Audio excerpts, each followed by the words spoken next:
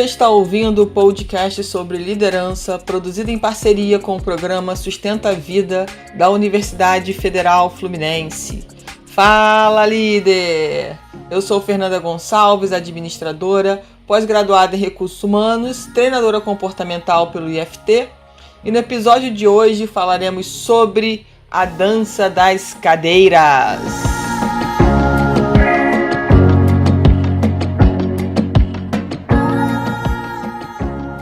Então, vamos pensar sobre a dança das cadeiras no mundo corporativo. Eu não sei como tem sido, a sua vida profissional, mas a tendência das grandes empresas, até das pequenas empresas, repensarem e testarem o modelo híbrido de trabalho, que nada mais seria parte do tempo em home office e parte do tempo na empresa. E aí, quando a gente fala da dança das cadeiras, é que na verdade a gente não vai ter mais aquela sala, com o nome na porta, com um setor específico.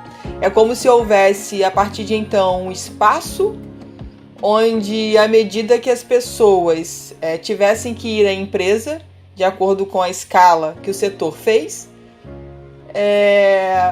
todo mundo pudesse utilizar o mesmo espaço. Então você não teria sua mesa com as suas coisinhas, sabe? Aquele apego a um porta-retrato, ao computador, à cadeira, à mesa.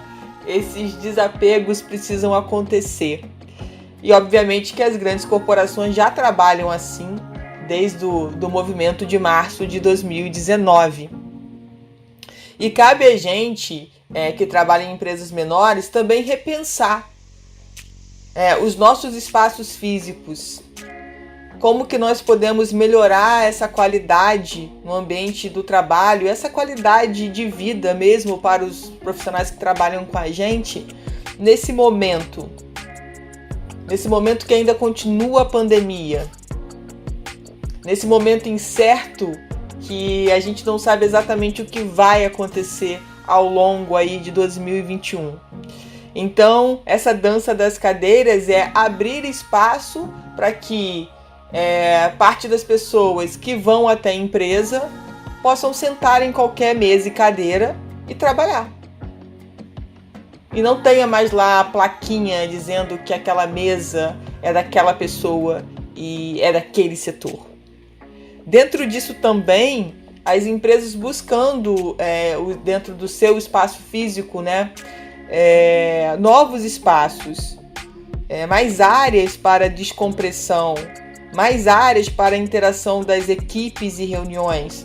Porque algumas reuniões, dependendo da importância delas, ainda acontecerão de forma presencial. Alguns treinamentos também, e por isso é importante que as empresas mantenham esses espaços. E pensando nessa mudança toda, hoje, mais do que nunca, a tendência do espaço físico da empresa é que seja como uma vitrine, sabe? Onde reuniões com parceiros, reuniões com clientes poderão acontecer, reuniões com as pessoas de uma determinada equipe, treinamento. Mas a tendência é que a gente não veja todo mundo ao mesmo tempo trabalhando naquele ambiente físico. E é muito louco a gente pensar nisso hoje, Porque antes do Covid, até grandes corporações não pensavam nisso, nesse trabalho home office. As empresas estavam preocupadas em como que elas iam crescer fisicamente, o prédio teria que ser aumentado, ou teria que comprar uma outra sede para poder receber esse crescimento em número de colaboradores. E hoje, desde março do ano passado, a gente começa a entender que isso mudou, essa configuração mudou. Para uma empresa que está crescendo e tendo que contratar mais colaboradores, dependendo obviamente do seu ramo, ela não precisa de mais espaço físico. Pode certamente ter uma estrutura, o colaborador em casa, que com certeza vai atender aquele tipo de trabalho pelo qual foi contratado. Isso começa a mudar uma série de coisas, né, na nossa mente, o quanto que essa mudança no mundo fez a gente repensar sobre vários aspectos. Como que as empresas, né, num curto espaço de tempo, tiveram que se adaptar, colocar os colaboradores em casa.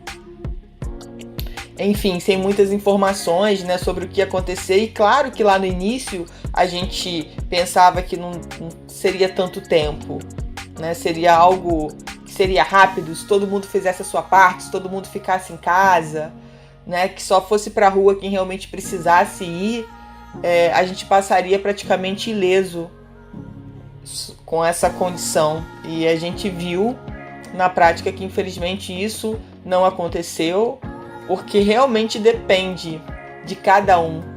Não adianta a empresa te colocar em home office se você continua frequentando as festas, se você acha que é natural isso.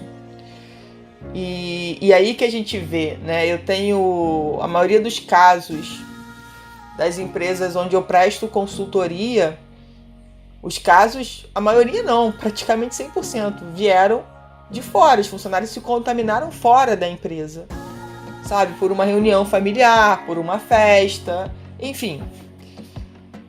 E é um vírus invisível, e sendo invisível, fica muito complexo. A gente precisa ter o contato, na verdade, a gente precisa ter a preocupação redobrada com todos os cuidados de saúde que a gente precisa ou precisou reaprender ao longo da vida. E aí vale a pena a gente pensar no quanto você também, como funcionário, ganhou de qualidade de vida trabalhando em casa. A gente sabe, né, que no início foi uma mudança muito abrupta e que a gente sofreu muito, porque a gente não estava entendendo o que estava acontecendo, né? Como assim ficar em casa, não sair de casa, né? Como é que vai ser ao mesmo tempo a nossa insegurança, né? Se os empregos seriam mantidos, se a empresa ia conseguir faturar, enfim, se as pessoas iam poder comprar o que a empresa vendia, se era produto ou serviço. Eram tantas dúvidas que realmente assolaram muito a nossa saúde mental. Mas depois de um tempo a gente começou a entender o que estava acontecendo, entendeu qual era a parte de cada um nesse processo. E dentro disso a gente pode entender, né, que muitas pessoas começaram a perceber a vantagem de trabalhar home office.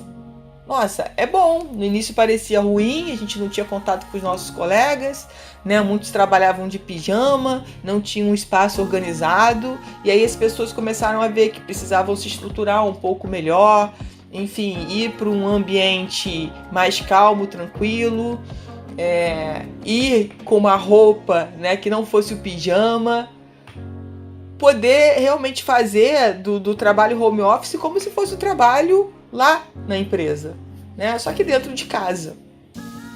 E ter que, obviamente, trabalhar pensando também na rotina da casa, muitas vezes na rotina dos filhos, né? Porque as crianças ficaram em casa também, porque não tinha escola. Então, assim, uma fase de adaptação e de aprendizado enorme para todo mundo. Mas, com certeza, todos nós tiramos bons aprendizados desse momento, né? Do momento inicial, do momento que a gente ainda passa. Muitas empresas já adotaram, independente do que vai acontecer com a questão da vacina, enfim, a questão do home office, para não aumentar mais a sua estrutura física. Então, isso já é uma realidade para grandes empresas, e que as empresas menores possam pensar também dentro do seu segmento, dentro das suas possibilidades, de também manter flexibilizado esse movimento híbrido, que é parte da empresa, parte em casa, e o quanto que isso melhorou a qualidade de vida dos colaboradores, o quanto que isso também impactou positivamente na produtividade, dentro da empresa, nas relações de uma forma geral. E claro, não esquecendo a importância da gente manter movimentos ao longo do tempo, de forma presencial e online. Então está sempre mesclando isso. E isso foi incrível, a gente ter aprendido como isso funciona bem e como a gente se adapta bem a tudo isso que está acontecendo. Mas a gente sabe que algumas empresas, alguns CEOs ainda são contra, ainda acham que todo mundo tem que sair de casa e trabalhar, é assim que funciona, e que é só esse momento do Covid. Que a gente entenda, né, mais do que nunca, que é o momento da gente repensar sobre os padrões antigos que a gente trazia, né, sobre os padrões antigos que a gente acreditava que funcionavam, e funcionaram até um determinado momento. Só que a gente precisa ser muito flexível para poder entender e aceitar as mudanças. E muitas das vezes, o que acontece, né, com os CEOs? Ah, não, a gente não vai manter o home office não, porque o funcionário não trabalha, porque quem me garante que ele está lá trabalhando? E isso, CEOs, é uma responsabilidade da gerência, da liderança, das equipes. Isso não é uma responsabilidade sua, isso não tem que ser uma preocupação sua. São os líderes que precisam ter, com certeza, pessoas na sua equipe que são confiáveis, que ele sabe que se essas pessoas estiverem em casa, estarão trabalhando, estarão produzindo. É uma relação de confiança, gente. É uma relação de confiança. Não tem como você trabalhar com alguém que você desconfia, que você não acredita no que ela realiza.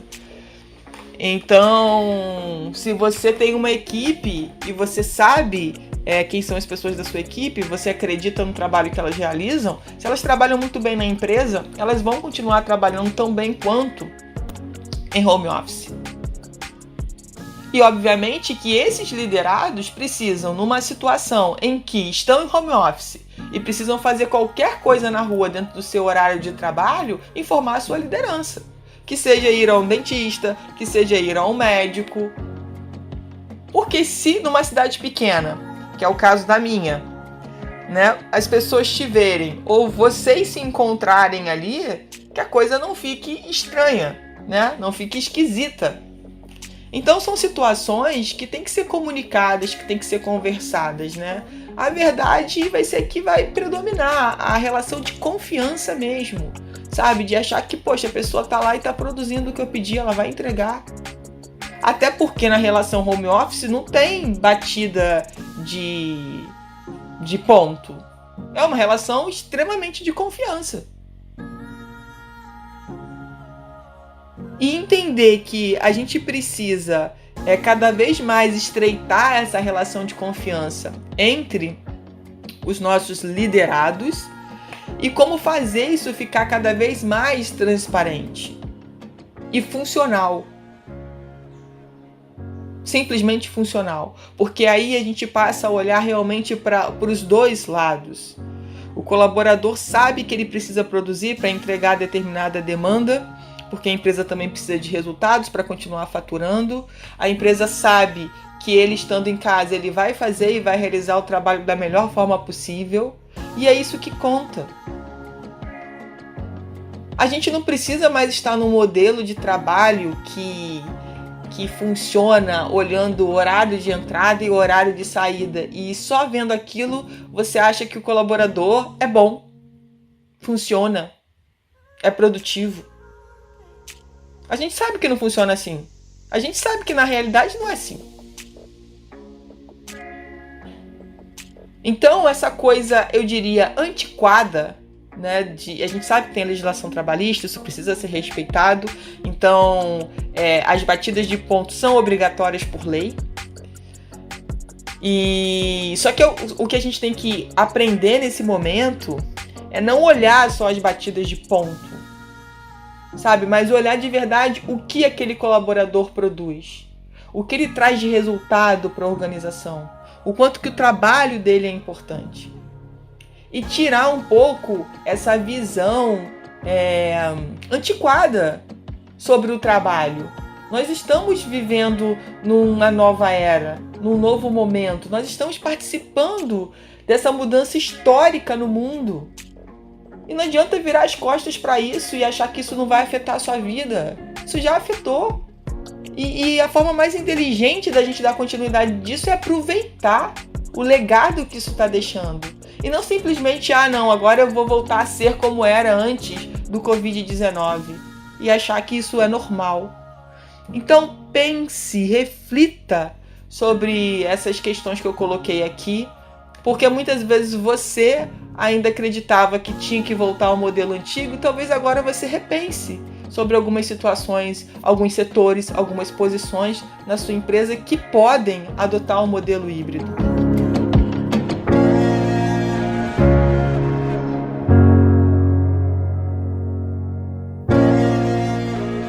Você ouviu mais um episódio do podcast sobre a dança das cadeiras, do programa de extensão Sustenta a Vida da Universidade Federal Fluminense. Caso deseje enviar alguma mensagem ou dúvida a um dos nossos especialistas, basta escrever para podcast@sustenta-vida.com, colocando no assunto da mensagem o nome do especialista desejado. Para mais informações sobre nossos projetos, acesse sustenta-vida.com, nosso-ead.com e o meu Instagram, fernandagonçalves.treinadora.